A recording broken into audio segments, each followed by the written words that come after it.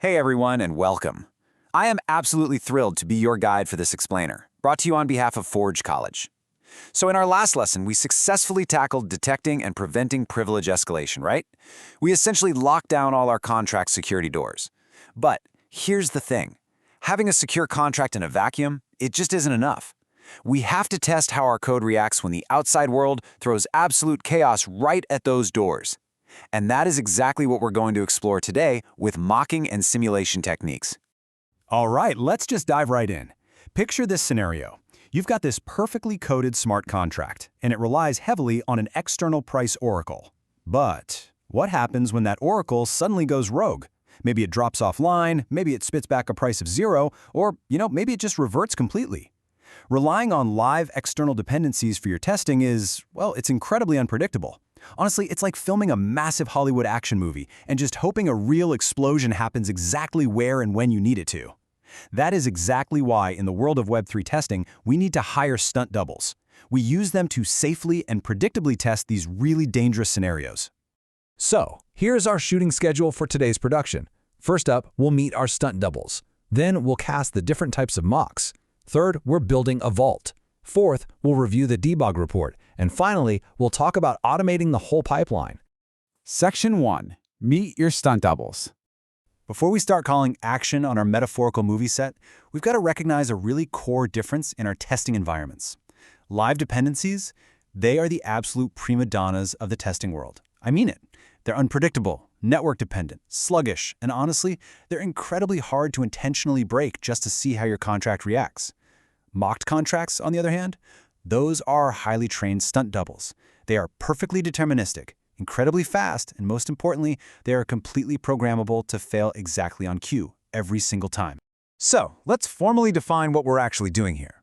Mocking is simply the practice of replacing external behavior to reproduce failure modes deterministically. This gives you total isolation of the contract you're testing. If you're taking notes, remember this. Mocking is all about seizing absolute, uncompromising control over your testing environment's inputs. You're not leaving a single thing to chance here. You literally dictate the exact reality your contract experiences. All right, moving on to Section 2, Types of Mocks. It is time for a casting call. Just like a movie needs totally different performers for, say, a high-speed chase versus a martial arts scene, our test suite needs different options. First, the interface mock. This replaces an external contract with a simple stub, perfect for isolating logic during unit tests. Then, we have the behavior mock, or stub. This one returns exact, preset values so you can simulate specific successes or, dramatic failures. Now, if you need a stunt double that actually remembers what happened in the previous scene, you go at a stateful simulation. It keeps its internal state across multiple calls. And finally, to recreate a massive, real-world historical event, you bring in the big guns, the network fork. This runs your tests against a literal snapshot of a live chain, letting you investigate historical bugs in a fully recreated real-world environment. Pretty cool, right? Section 3, Building the Vault. Okay, let's get hands-on. Imagine we're building a simple vault contract, and its critical flaw is that it depends on a really flaky on-chain price oracle. Here's the choreography for our failure scene, and we're using a fantastic library called smock to do it. Step 1, we deploy the mock interface. Smock basically synthesizes a mock contract that perfectly matches our real oracle's interface. Step 2, we stub the return value. This is where we force a very specific, highly controlled scenario right from our JavaScript test script. And step 3, we assert the exact revert message. This proves our vault handles the chaos exactly as we designed it to. I want you to look at the single line of code as a literal director's cue, shouted right through a megaphone, mock-oracle.latestanswer.returns 0. We are explicitly instructing our stunt double oracle, hey, when they ask you for the price, tell them it's 0. We are deliberately feeding bad data into the system. Why?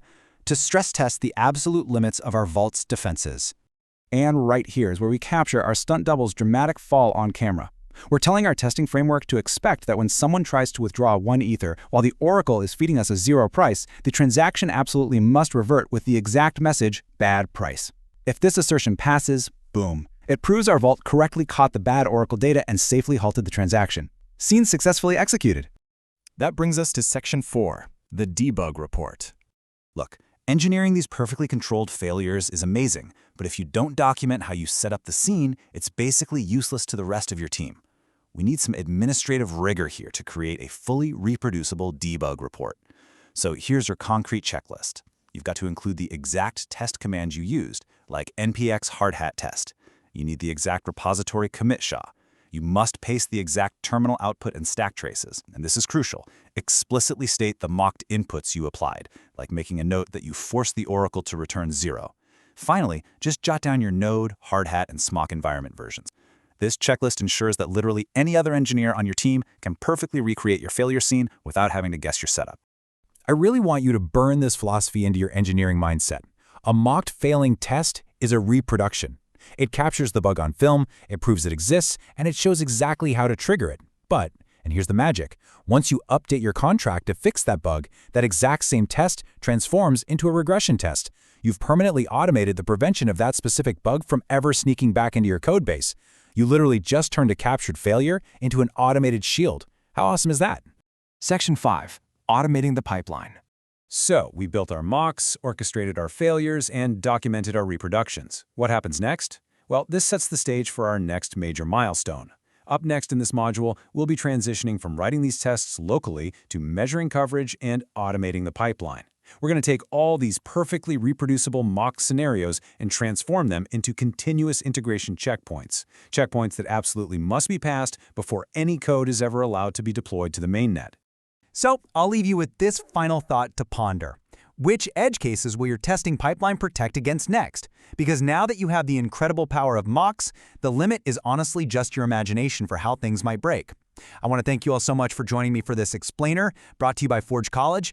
If you want to master these testing pipelines, get your hands dirty with Smock, and explore a massive catalog of other Web3 topics, make sure to visit forge.college.